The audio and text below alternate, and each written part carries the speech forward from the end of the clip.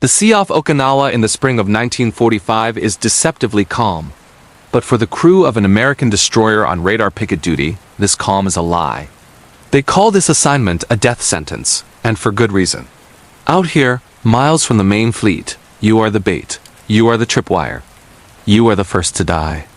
Inside the cramped, darkened combat information center of the USS Laffey, the air is thick with tension and stale coffee. The only light comes from the ghostly green sweep of the radar scopes. For hours, the screens have been clean. But now they're not. A single blip appears, then another, and another. They multiply like a virus, a swarm of angry hornets racing toward the fleet from the north. The talker's voice is steady, but his knuckles are white as he relays the contacts. Multiple bogies bearing 350, range 100 miles. Angels high. These picket ships were the eyes and ears of the massive invasion force anchored off Okinawa. Their job was simple and suicidal: detect the incoming waves of Japanese aircraft and warn the fleet. They were deliberately placed in harm's way to absorb the first, most ferocious blows of the Kikusui, the floating chrysanthemums. These were no ordinary air raids. These were massed, coordinated kamikaze attacks. A storm of men and machines turned into guided missiles with one goal: to sink as many American ships as possible.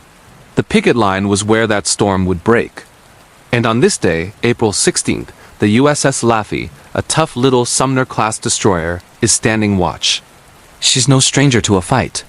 DD to 724 has already earned her stripes, from the shell-torn beaches of Normandy to the slugging matches in the Philippines. Her crew is salty, her gray paint is chipped, and her decks are worn smooth by the sea and the frantic dance of battle. At her helm is Commander Frederick J. Becton, cool, experienced, a man seemingly carved from the same steel as his ship. He's seen it all, and his presence is a calming anchor in the rising storm of fear. He understands the odds. He knows what's coming. The Laffey isn't the biggest ship, but she has teeth. 6 powerful 5-inch guns, housed in 3 armored turrets, are her main punch. Lining her decks are nests of 40mm Bofors and 20mm Oerlikon cannons. A bristling array of anti-aircraft firepower designed to shred anything that gets too close. High above the bridge, the Mark 37 gun director hums, its mechanical brain already calculating firing solutions for targets that are still just electronic ghosts. But a ship is more than its steel and guns. It's the men. In the CIC, a young sailor's coffee sits forgotten, now cold and bitter. On the deck below, a loader in a gun mount silently whispers a prayer, his hands gripping a heavy 5-inch shell. On the signal bridge, a lookout squints against the blinding sun, his eyes scanning the horizon where the blue sky meets the sea, searching for the first sign of trouble. They all know that the fleet's fighter cover is stretched thin, low on fuel, and overwhelmed. They are alone. This handful of men, this one small ship, is a lonely sentinel standing between a kamikaze hurricane and tens of thousands of lives. The minutes stretch into an eternity. The radar blips close the distance. The tension is a physical thing, a pressure in the chest. Then, the cry from the lookout. Aircraft dead ahead. All eyes turn. They appear as specks at first, glinting in the harsh morning sun, emerging from the haze and scattered clouds. But they grow larger with terrifying speed. The klaxon horn blares, its ugly, jarring alarm shattering the morning quiet. General quarters. Men scramble to their battle stations, helmets clanging, the ship coming alive with a desperate, focused energy. The gun barrels swing around, tracking the incoming swarm. Through his binoculars, Commander Becton watches the enemy planes resolve into distinct shapes. Zeke's vows Judy's a hornet's nest of them. He lowers the binoculars, his face a mask of grim determination. He keys his microphone, his voice cutting through the rising crescendo of alarms and shouting men, a voice of pure, unyielding iron. We will not abandon this ship. The first attackers peel off, wings glinting as they roll into their final fatal dives. The battle for the USS Laffey has begun. The horizon explodes with motion. Low and fast, the first wave screams in, barely skimming the waves. On Laffey's bridge, the captain's voice is a blade cutting through the rising din. Hard a port! All engines ahead flank! The destroyer leans into a gut-wrenching turn, its sleek gray hull carving a white scar across the blue Pacific. The geography of the battle is stark. Laffey, a lone sentinel, surrounded by a swarm of angry hornets. The 5-inch guns bark first. Mount 51, then 52, sending shells equipped with the new proximity fuses screaming into the sky. These aren't just dumb projectiles. They're smart killers, detonating when they sense an aircraft nearby, filling the air with a deadly cloud of shrapnel. Target bearing 0-9-0, range 10,000. The fire control team chants, their voices a steady rhythm against the chaos. On target, on target. Down in the engine room, throttlemen brace themselves as the deck plates shudder with each salvo, the powerful turbines whining to their peak. Then the closer and defenses join the chorus. The quad 40mm Bofors mounts chatter, spitting out streams of tracers that look like angry red fingers reaching for the enemy. On the 20mm Oerlikon tubs, gunners strain against their shoulder rests, their eyes locked onto the approaching wings and the bright red suns painted on them. They lead the targets, squeezing their triggers in short, controlled bursts. A Val dive bomber, its wings shredding under the barrage, cartwheels into the sea in a geyser of spray and flame. A cheer goes up from a nearby gun crew, but it's choked off as another plane lines up. The sky is a spiderweb of tracers and black puffs of flak. Laffey dances a desperate ballet, twisting and turning, throwing up a wall of steel. Another attacker disintegrates, then another. They're winning. They're holding them off. But the swarm is too thick. From out of the sun's glare, a dive bomber slips through the screen, unnoticed until it's almost on top of them. It pulls up into a steep climb, hangs for a terrifying second, and then releases its payload. The bomb isn't a direct hit. It slams into the water just off the stern, but the concussion is monstrous. The entire ship lurches violently, throwing men off their feet. A deafening metallic scream rips through the air. On the bridge, the helmsman spins the wheel, his face pale. "Captain, the rudder is jammed. I've lost steering control." Chaos erupts. The acrid stench of cordite mixes with the sickeningly sweet smell of aviation fuel. Thick black smoke pours from the stern, choking the air. A corpsman, his white uniform already stained, slides across a deck slick with blood, and seawater to reach a gun captain slumped over his sight, a dark blossom spreading across his chest. Communications to the after steering compartment are severed. They are a rudderless, wounded animal circling in the water. But Laffey's crew doesn't panic. Deep in the bowels of the ship, in the aft steering compartment, men fight against overwhelming heat and toxic fumes. Ignoring the danger, a team of sailors quickly rigs local control, physically wrestling the massive steering gear with heavy wrenches and raw muscle, taking orders shouted down a human chain from the deck above. Nearby, the tiny landing craft support ships, the mighty midgets, prove their worth. Seeing Laffey in distress, they charge in, their small caliber guns spitting defiant tracers at the circling planes, drawing fire, trying to give the destroyer precious seconds. Shrapnel from near misses clatters against their thin hulls, but they hold their ground. The pace is relentless. Just as the crew in after steering reports a semblance of control, the lookouts scream fresh warnings. "Aircraft bearing 310. Hi," another shouts. "Bandits at bearing 180 coming in low." The calls overlap, a cacophony of doom from every point of the compass. The ship is a hornet's nest, and the hornets are closing in. Then comes the call that freezes the blood of every man on the bridge. "Captain, one on the port bow. He's lining up on us. He's coming straight for the bridge."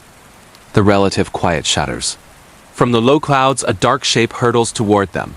A Japanese Aichi D-3A Val. It isn't diving, it's aiming straight for the bridge. Every gun that can bear opens up, a storm of steel reaching for the sky.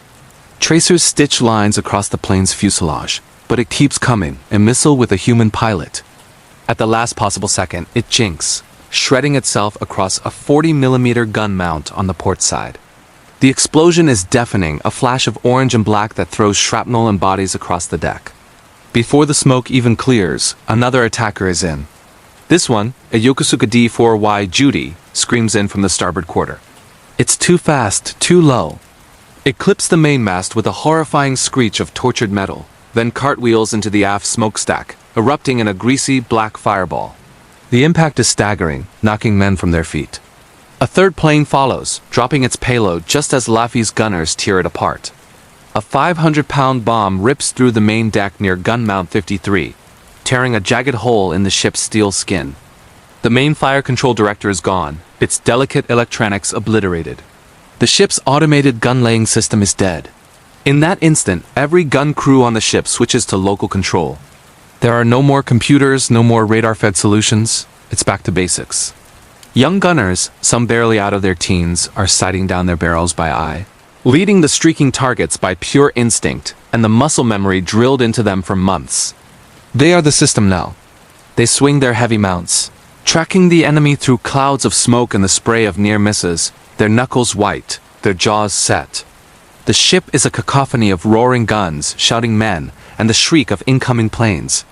A ladder for a 20mm gun, his hands blackened and raw from the heat of a flash fire, shoves another ammo drum into place, shaking his head at a corpsman trying to pull him away. In the darkened radar room, a young operator, his voice hoarse from a coughing fit induced by smoke inhalation, keeps calling out bearings, his words punctuated by ragged breaths. On deck, a bosun's mate, his helmet dented from shrapnel rallies. A hose teamed their faces grim as they lean into the spray, directing a stream of water onto a raging fire while more shrapnel slaps against the bulkhead behind them like a hailstorm. And on the bridge, Commander Frederick Becton stands amidst the chaos, a pillar of impossible calm. He moves from the pilot house to the bridge wing, his binoculars steady in his hands, his voice clear and unwavering as he gives orders. The ship is burning, listing, its communication lines shredded. Reports of damage are flooding in. An officer, his face pale, asks the question that is on everyone's mind. Should we prepare to abandon ship, Captain? Becton turns, his eyes hard as flint. His words cut through the din, a declaration that would become legend. I'll never abandon ship as long as a single gun will fire. This was the crucible of Radar Picket Station number 1. The Battle of Okinawa was the high watermark of the Kamikaze. The Japanese High Command knew that if they could break the American fleet, they could stall the invasion. The Picket Line, a series of destroyers and support ships stationed miles out from the main fleet, was the early warning system. They were the sentinels, the tripwire, and that made them the primary most hated target. They were deliberately placed there to draw the enemy's fire, to absorb the first and most ferocious wave of attacks, buying precious minutes for the carriers and battleships to the south. It was a suicide mission, and every man on the Laffey knew it. Just then, a welcome sight. A handful of American Corsair fighters tear through the fray, their big radial engines howling. They slash into the formation of attackers, downing 2, maybe 3, in a blur of machine gun fire before peeling away, their fuel tanks running dry. They waggle their wings, a gesture of respect, of apology, and then they're gone, back to their carriers. Laffey is alone again. Scarred, burning, but still afloat. Still fighting. The dread deepens. The fires Balaudics are creeping steadily toward the ammunition magazines. On the fantail, sailors check and recheck the safety pins on their depth charges. One well-placed hit back there, and the entire stern of the ship would vanish. The list to port is getting worse. The deck tilting at an ever steeper angle. Water is pouring in through the gash in the hull. Then, a new report crackles over what's left of the radio, a voice strained with urgency. The radar operator, his voice barely a whisper now, confirms it. A heavier wave is inbound. More aircraft, more than they've ever seen. And they're coming from multiple directions at once, some so low they're skimming the tops of the waves, invisible to radar until the last terrifying seconds. The sky over Okinawa was a canvas of fire and death, and the USS Laffey was at its heart. But the men of the Laffey were not done fighting. One final kamikaze, a Val dive bomber, screamed down from the bruised clouds, its engine a death rattle aimed straight for the wounded destroyer. Every gun that could still bear opened up. Tracers from 20mm and 40mm cannons crisscrossed the sky, a net of steel reaching for the attacker. The 5-inch guns thundered, their shells bursting in black puffs of flak around the diving plane.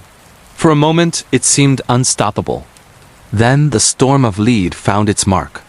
The Val disintegrated. It simply came apart in the air, a final violent spasm of smoke and metal.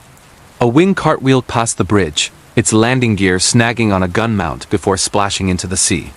The fuselage, a flaming wreck, slammed into the deck, skidding across the steel but failing to breach the vital magazines below. The roar of battle began to fade, replaced by the hiss of firefighting hoses and the ragged gasp of damaged ventilation systems. The sky, once choked with enemies, was suddenly blessedly empty. The fight was over. The USS Laffey, blackened, twisted, and bleeding, was still afloat. Adrenaline gave way to the grim reality of the aftermath. Sailors, faces smeared with soot and grime, began the search for their shipmates among the wreckage. A pharmacist's mate, his own uniform torn, moved with quiet purpose, marking the wounded with lipstick, a grim triage to prioritize care. Hose teams, exhausted but resolute, carved fire breaks into the smoldering deck, battling the intense heat until the blistering paint began to cool. The ship had held. Slowly, support arrived. Tugs emerged from the smoke-hazed horizon, their crews staring in disbelief at the ship that refused to die. They nudged alongside the battered hull, and the slow, painful crawl back to the anchorage at Kerama Retto began. The cost was staggering. Over 30 sailors had made the ultimate sacrifice, and more than 70 were wounded. But the Laffey's ledger was just as astonishing. She was credited with shooting down at least 9 enemy aircraft. She had been struck by 6 kamikazes and 4 bombs. Any one of those hits should have been fatal, yet she endured. This unbelievable resilience did not go unnoticed. Her commanding officer, Frederick Becton, was awarded the Navy Cross for his extraordinary heroism. The ship and her crew received the Presidential Unit Citation, one of the highest honors for a naval vessel. They had earned a new immortal nickname, the ship that would not die. After the war, the Laffey's wounds were healed. Her hull was restored, and she continued to serve for decades. But her story wasn't over. Today, she rests as a museum ship at Patriots Point in South Carolina. You can walk her decks, touch the steel that bore those scars, and feel the echoes of the men who, on that April morning, stared into the face of oblivion and refused to yield. Her legacy is not just one of survival, but of the incredible spirit of those who sail into harm's way. Their stories deserve to be told. If you want to hear more incredible accounts of courage and sacrifice from a time that shaped our world, make sure to subscribe and hit that notification bell. Thank you for joining us on this journey. We'll see you on the next one.